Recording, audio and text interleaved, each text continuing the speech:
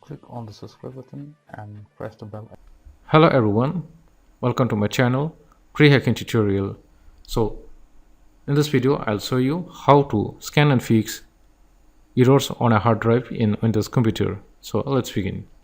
So first of all, go to this PC and now right click on any partitions that you want to scan and fix the errors. So I select and D drive and right click on D drive and click on properties, and now click on tools and click here check to scan drive, click here.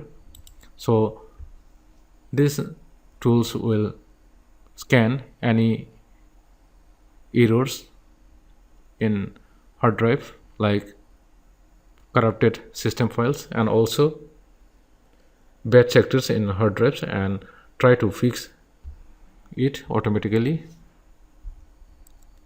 So close it. So there is no errors found in my D drive, so I close this window.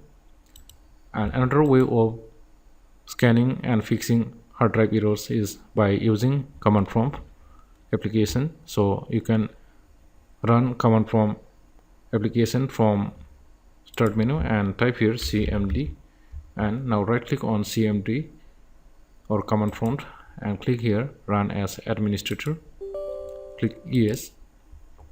Now type here csk dsk and space. Now to scan the C drive or any other drive, type the drive letter here. So to scanning C drive, type here C and press colon and slash F and slash R and press enter. So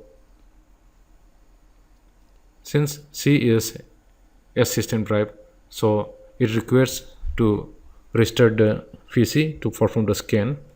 So press Y and press enter. So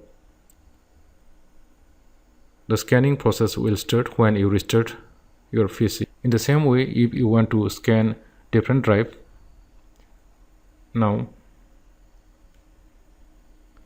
type the same command csk dsk and type the drive letter or partitions letter here.